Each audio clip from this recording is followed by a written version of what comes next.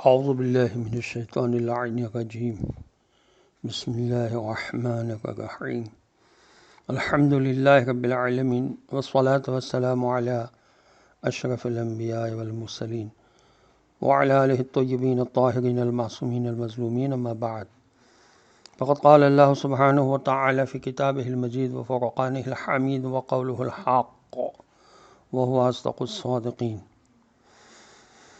بسم اللہ الرحمن الرحیم۔ هو الذی، وہی وہ خدا ہے، جعل الشمس، جس نے سورج کو ضیاء، چمکدار بنایا، والقمر نورا، اور چاند کو روشن کیا، وقدرہ منازل، اور چاند کی مختلف گھٹنے بڑھنے کی منزلیں ٹھیک ٹھیک مقرر فرمائیں، لتعلموا، تاکہ تمہیں اس سے علم ہو، عدد السنین والحساب، برسوں کے شمار کا، اور تاریخوں کا حساب تمہیں معلوم ہو۔ ما خلق اللہ، یہ سب کچھ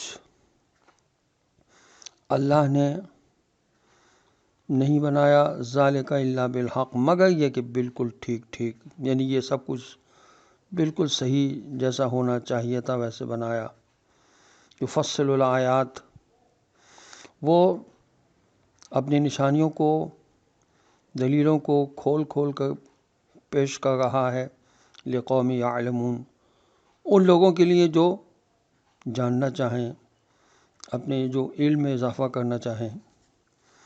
ضیاء اس روشنی کو کہتے ہیں جو مستقل حیثیت رکھتی ہے، جو سورج کے لیے بیان کی گئی ہے، اور نور اس روشنی کو کہتے ہیں جو ضیاء سے لی گئی ہو یا ضیاء کا انعکاس ہو۔ قرآن نے 1300 برس پہلے اللہ کے نبی صلی اللہ علیہ وسلم کے ذریعے سے بتا دیا کہ چاند بذات خود بے نور ہے، اس کی تمام چمک دمک سورج کا عکس ہے۔ تفسیر ماجدی نے لکھا ہے اس آیت کے ذیل میں کہ محققین نے نتیجہ نکالا کہ اسلام میں سال قمری ہی معتبر ہے، کیونکہ خدا نے فرمایا کہ چاند کی منزلیں قرار دینے کا مقصد برسوں کا شمار کرنا ہے۔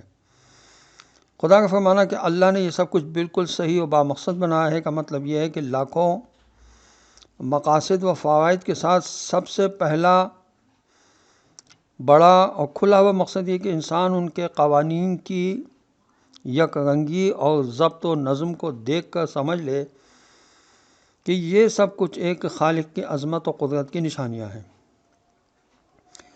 عقیدہ آخرت کا ایک ثبوت یہ بھی ہے کہ کائنات کے ذرے ذرے میں نظم، حکمت، مصلحت اور گہری مقصدیت پائی جاتی ہے۔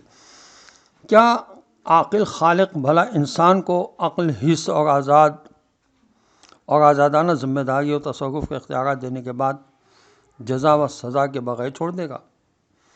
اگر ایسا کرے گا تو اس کا یہ ساری تخلیق کا عمل بے مقصد بلکہ مہمل ہو جائے گا، اور کوئی عاقل مہمل عمل نہیں کرتا، جبکہ خدا تو خالق عقل بھی ہے، حکیم و علیم بھی ہے، اور یہ بات کائنات کے ذرے ذرے سے ثابت ہے۔ غرض اس آیت میں عقیدہ آخرت کو 3 منطقی دلیلوں سے ثابت کیا گیا ہے۔ نمبر 1، دوسری زندگی، آخرت کی زندگی اس لیے ممکن ہے کہ پہلی زندگی دنیاوی زندگی ہمیں صاف صاف دکھائی دے رہی ہے۔ نمبر 2، دوسری زندگی عقل و حکمت، اور تیسری زندگی عدل و انصاف کا منطقی تقاضا ہے۔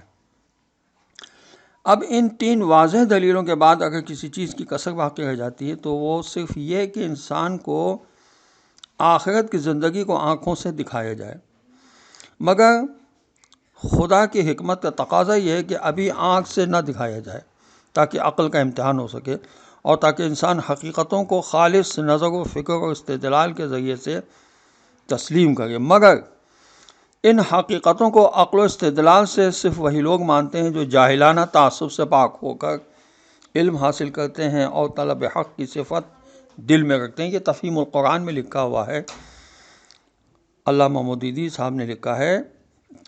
تفسیر عثمانی میں یہ لکھا ہے کہ خلاصہ یہ ہے کہ سمجھدار لوگ خدا کی تخلیقات کو اور اس نظام کائنات کو دیکھ کر خداوند بزرگ برتر کی ہستی کا سراغ پا لیتے ہیں۔ وہ لوگ دنیا کا نظام دیکھ کر آخرت کے نظام کا اندازہ کر لیتے ہیں کہ یہ آخرت میں کیسے کیسے چاند، سورج خدا نے پیدا کیے ہوں گے، اور کیا کیا امکانات تخلیق ہو سکتے ہیں جس کا اندازہ کر سکتے ہیں۔ یہاں کے عجائبات تخلیق کو دیکھ کر۔ وآخر دعوانا ان الحمد للہ رب العالمین۔ السلام علیکم ورحمۃ اللہ وبرکاتہ۔